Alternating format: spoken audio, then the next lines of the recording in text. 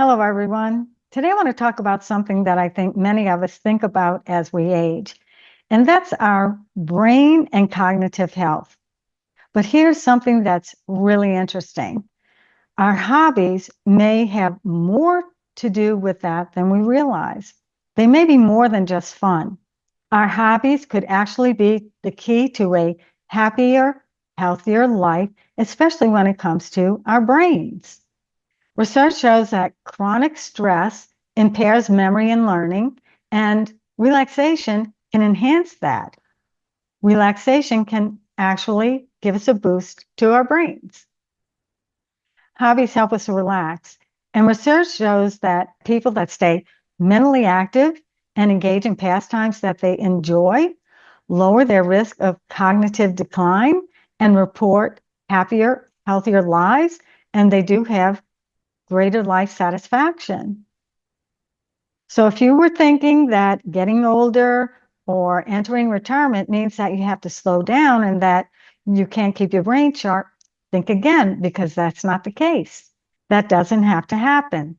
Welcome back to Rebel Retirement, where we talk about all things retirement and how you can determine what you value through a just-in-time retirement mindset. I'm Marlene. Now let's talk about hobbies, in particular, the brain boosters. Number one on the list is learning a new language. Studies from Penn State and the University of Edinburgh suggest that if you learn a new language, you can reduce the risk of dementia by 4.5 years. Now, I'm not somebody that thinks everyone has to go down that route of dementia, but it does seem to be pretty prevalent in our society. So if you can learn a new language, that's one way that you can help to boost your brain activity and keep your brain sharp as you age. I will add that I do use an app called Duolingo, and it's much harder to learn a language as you get older than when you were a kid. So I've been using Duolingo for a while, trying to learn German, and I still haven't mastered it, but I do appreciate that whenever I'm practicing, I am challenging my brain and therefore keeping it as sharp as I can as I get older. Next up, I have playing a musical instrument. Neuroscientists say that playing a musical instrument is great because it engages every part of your brain, especially the areas that are tied to memory, coordination, and emotion. So if you have an old band instrument that you haven't picked up in a long time, maybe you could get back into playing that. Or perhaps you could pick up an instrument to learn that you've always wanted to try. Next, think about your creative hobbies. These would include anything that is creative, like writing, painting, sculpting, anything that's creative. And these are good because they use both sides of your brain. So anything that's creative where you're using both sides of your brain, it leads to that brain flexibility, and in turn, it's going to help you keep your brain sharp as you age. Creative hobbies have been linked to reduced anxiety and improved cognitive flexibility. So you're not just having fun, you're actually improving your brain power. And you're not just supporting your cognitive health. You're building social connections if your hobby is in a group.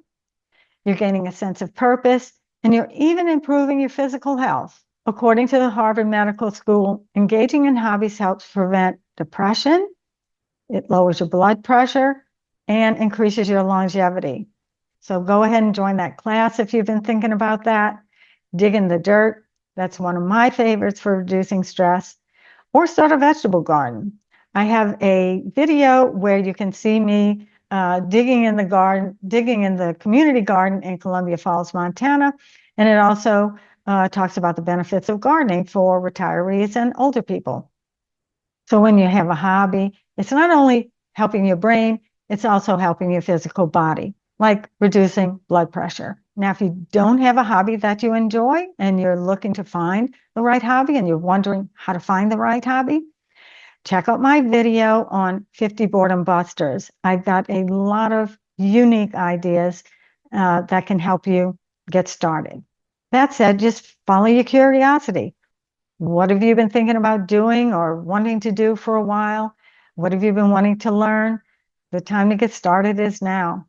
But remember, if you're learning something new and challenging, be kind to yourself, because we're learning something new and it doesn't happen overnight. It takes us a little practice to get going with it.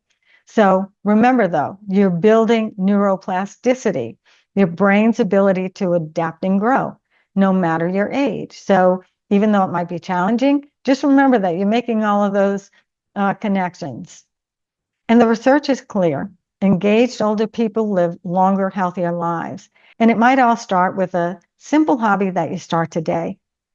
Growing older doesn't have to be about winding down. In fact, I see just the opposite. I see people doing all kinds of things that excite them. I see people doing all kinds of things that engage them, and they're active and walking and hiking and cycling and doing all sort of things that challenge them.